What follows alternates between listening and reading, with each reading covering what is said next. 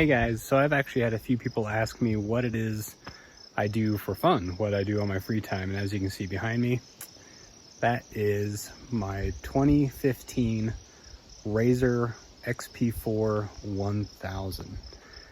This is mine and my wife's little fun toy that we got. We picked this guy up probably a year ago, a little over a year ago, something like that. Actually, I think we're right at just over a year. It's been a fun little machine. We picked it up with probably 2,800 miles on it. I think right now, or no, we picked it up at 2,500, and I think we're sitting at 3,300 miles on it. Good deal. We picked it up from a local dealership as a used trade-in. We got it, I think, for around 13, the low 13s, if not high 12s, which is a dang good deal. So we actually caught it before it went through the dealership servicing and like the initial inspection. So if you know what you're looking for when you're buying a RZR, you can do that even with cars. See if you can find one before it goes through the dealer inspection, because after it goes through the inspection, that's when they hike up the price because they know what the machine really is worth. So I was able to figure it out. I was able to know exactly what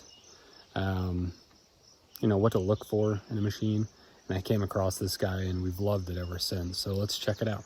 All right, so like I said, 2015 RZR XP4 1000. 2015, they did this cool red color. I think they call it the Havasu red with the decals. It's a little bit brighter red than the red that they did in the little bit later years.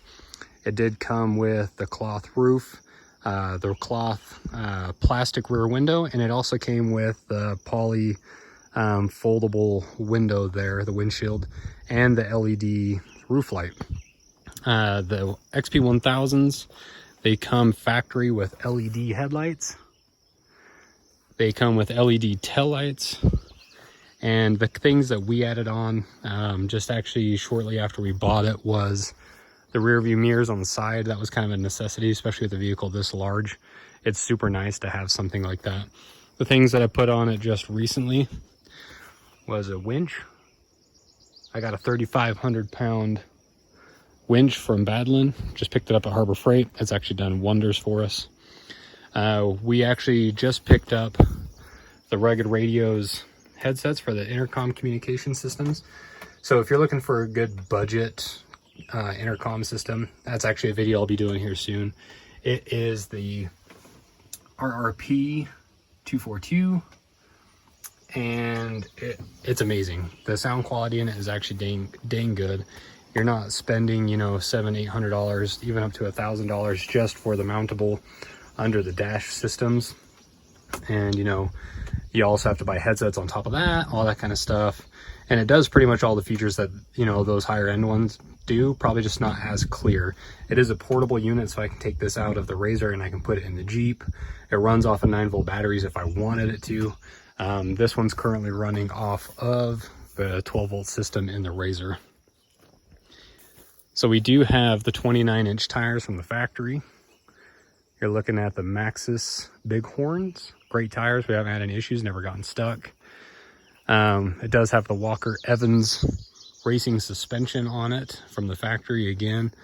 The only things that I've really done maintenancing wise on it, or for preventative maintenance I should say, is we stuck a new belt in it. I just wanted to know for a fact when it was changed, because when we picked it up from the dealership, it just had the belt that was in it.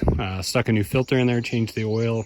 I change the oil about twice a year just for peace of mind. I know it's not necessary, but it is something that we do, or that I do, just for the sake of it. In fact, here you go. You can actually see the winch mounted up in there. It did come with that winch mounting plate, but no winch on it. So we just used not the factory, but the winch plate that came with it. I took it out, painted it red to kind of match the RZR, mounted a winch on there. Also recently what we've had done is, I'm actually local to Zebros Racing, or Exit Shocks.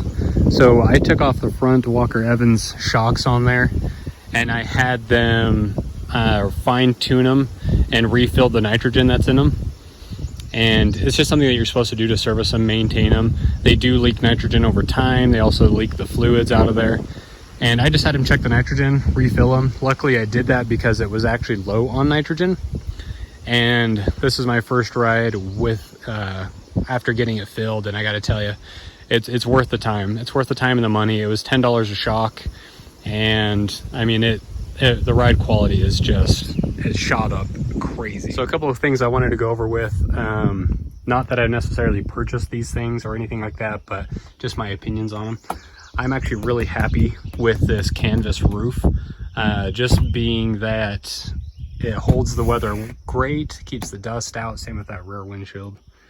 The other reason why I like the canvas versus the metal is just to keep out the rattles, the noise, stuff like that. It's easily removable if you wanted it to be. You could do it on the trail. It's actually just held on with some clips.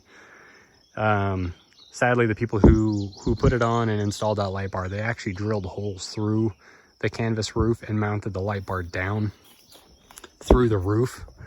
So removing this one's not easy by any means, but it can be done.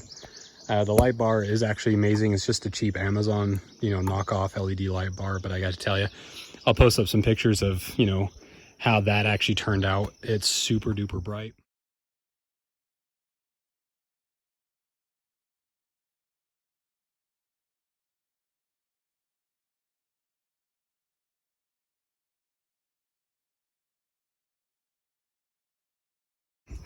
Oh, and another thing I did install, if you look up under here, right there, you can see I actually put in rock lights. I've got rock lights above each tire. I do have enough rock lights that I could put them underneath each door if I wanted to. I just haven't quite gotten down to doing that yet. And again, I'll show you some photos of that.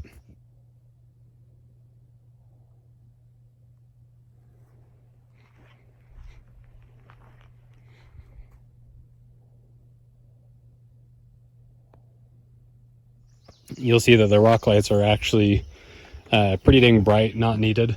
I don't really need the ones under the doors, but it is an option.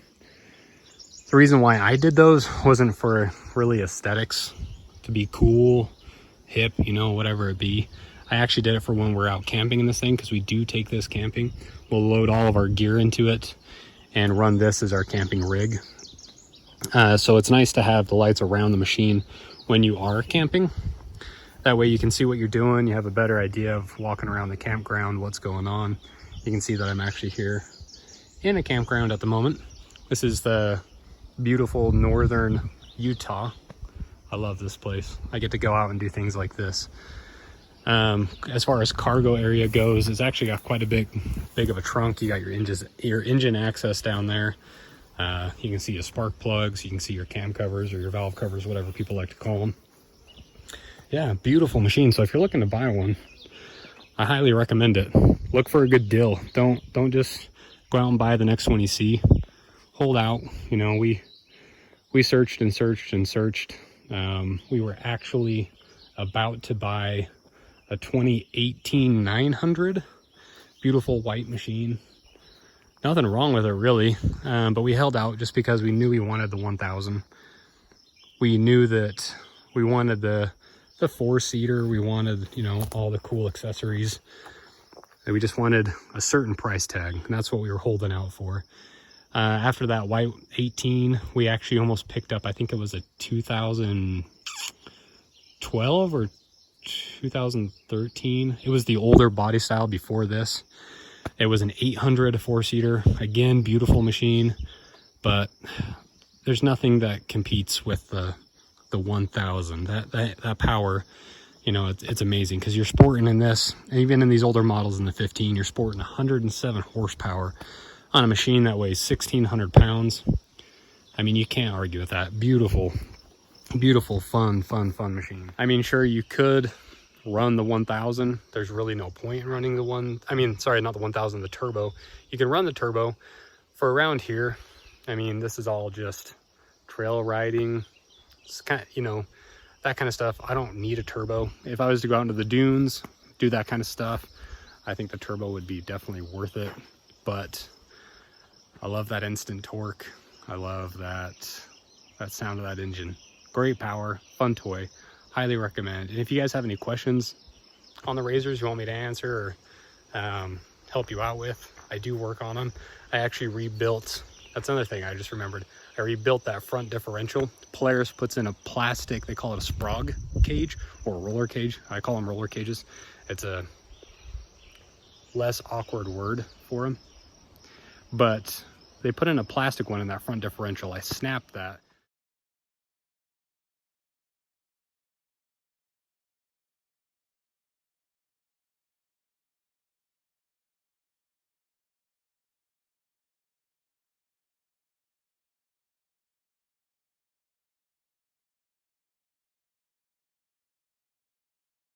Going up a hill in 4-wheel drive, and it couldn't handle the torque of the machine.